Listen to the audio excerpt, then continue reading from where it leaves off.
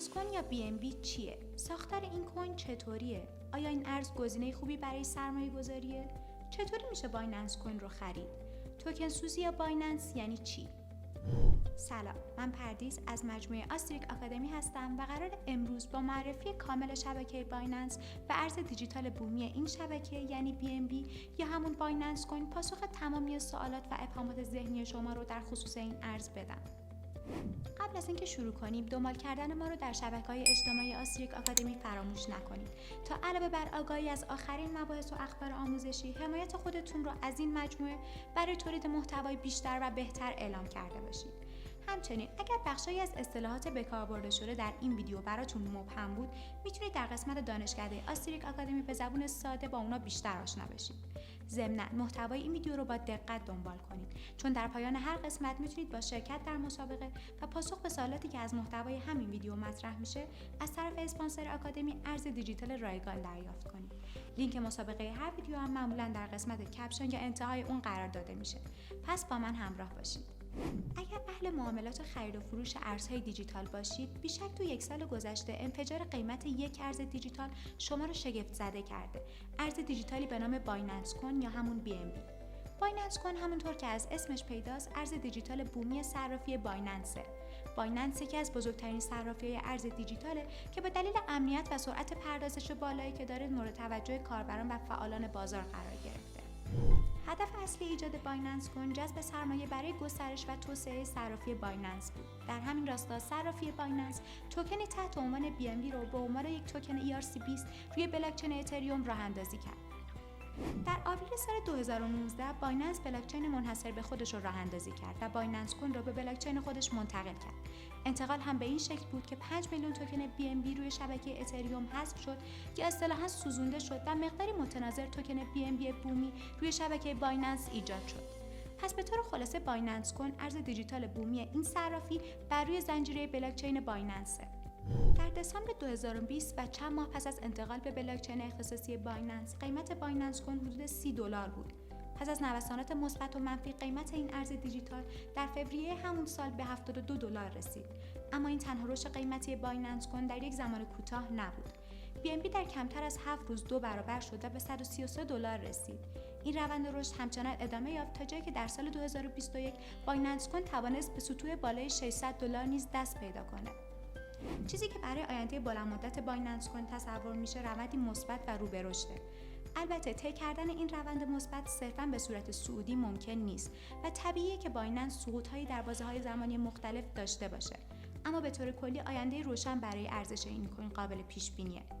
بایننس کوین به عنوان توکنی که تو پلتفرم بایننس مورد استفاده قرار میگیره کاربرد بسیار مهمی داره. اما این کاربرد چیه؟ اگر آشنایی جزئی با ترید داشته باشید میدونید که معامله تو بازار ارزهای دیجیتال کارمزد داره. صرافی بایننس هم برای هر معامله‌ای که انجام بدین 0.1% ارزش کل معامله رو به عنوان کارمزد از شما دریافت میکنه. نکته اینجاست که شما میتونید با پرداخت بایننس کوین در ازای کارمزد معاملات تخفیف بگیرید و مقدار کمتری پرداخت کنید. توجه داشته باشید که اگر شما یک معامله‌گر فعال باشید، کارمزدها خیلی سریع جمع میشن و به مقدار قابل توجهی میرسن. بنابراین استفاده از سکه‌های بایننس برای پوشش هزینه‌ها خیلی مفید و ارزشمنده. نحوه کار تخفیف کارمزدها در صرافی بایننس با استفاده از BNB به صورت پله‌ای هست و سال به سال برای معامله‌گر کمتر میشه و به طور کلی هر معامله‌گر فقط برای 5 سال اول فعالیتش تو صرافی تخفیف میگیره. ممکنه این سوال به وجود بیاد اگر تخفیف مدام کمتر و کمتر میشه آیا در نهایت این توکن بی ارزش نمیشه؟ یا اینکه چه عاملی باعث افزایش ارزش BNB میشه؟ در پاسخ به این سوال باید گفت هرچه افراد بیشتری در صرافی حساب کاربری افتتاح کنن ارزش BNB بیشتر میشه، چرا که در واقع بایننس کوین به نوعی سهام صرافی بایننسه و با افزایش مشتریان اون درآمد صرافی بیشتر میشه و به تبع ارزش سهام اون هم افزایش پیدا میکنه. با این حال بنیانگذاران بایننس راه حل دیگه‌ای هم برای جلوگیری از افت ارزش بایننس کوین در نظر گرفتن: توکن سوزی. توکن سوزی به فرآیندی گفته میشه که تعداد مشخصی ارز دیجیتال از چرخه بازار حذف میشه و دیگه هیچ کس به اونا دسترسی نداره. هر 3 ماه یک بار بایننس 20% از سودی که از کارمزدها به دست آورده رو صرف خرید بایننس کوین و از بین بردن اونا میکنه. در واقع با این کار بایننس با خارج کردن سکه‌ها از بازار سکه‌های باقی مونده رو با ارزش‌تر میکنه. معمولا قیمت بایننس کوین با هر مرحله توکن سوزی افزایش پیدا میکنه. جالبه بدونید توکن سوزی تا زمانی ادامه داره که نیمی از عرضه کل بایننس کوین که معادل 100 میلیون BNB هست از بین بره. حالا که با بایننس کوین و کاربردش آشنا شدید، باید اینم بدونین که بایننس کوین قابل استخراج نیست. پس اگر به سایت یا پلتفرمی برخوردید که وعده استخراج BNB و به دست آوردن اون از طریق ماین کردن رو به شما داد، فریب نخورید، چون هیچ روش رسمی برای استخراج بایننس کوین وجود نداره. برای نگهداری بایننس کوین میتونید از انواع کیف پول‌های سخت افزاری و نرم افزاری استفاده کنید. کیف پول‌های تراست، کوندومی و اتمیک به عنوان کیف پول‌های نرم افزاری معتبری شناخته میشن که امکان نگهداری این ارز رو به شما میدن. از لجر و ترزور هم میشه به عنوان کیف پول‌های سخت افزاری مناسب برای نگهداری این کوین یاد کرد.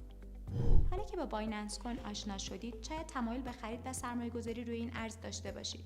برای خرید BNB میشه با استفاده از صرافی‌های ارز دیجیتال اقدام به خرید اون کرد. از اونجایی که قرار دادن این ویدیو در وبسایت‌ها و شبکه‌های اجتماعی با ذکر منبع بلامان است، احتمالاً اطراف اون بتونید لینک‌های صرافی یا دکمه خرید و فروش این ارز رو پیدا کنید. اگر هم صرافی معتبری برای خرید و فروش این ارز سراغ ندارید، کافیه به بخش معرفی صرافی‌های معتبر ارز دیجیتال در آستریک آکادمی مراجعه کنید تا با مجموعه‌های معتبر و با سابقه در این عرصه آشنا بشید. امیدوارم که اطلاعات این ویدیو مفید بوده باشه و نتیجه لازم رو از تماشای اون به دست آورده باشید و در آخر هم برای حمایت بیشتر از آستریک آکادمی لایک، نظر و اشتراک گذاری فراموش نشه. انتشار ویدیو هم با ذکر منبع از نظر تیم آکادمی موردی نداره. ممنون از اینکه همراه ما بودید.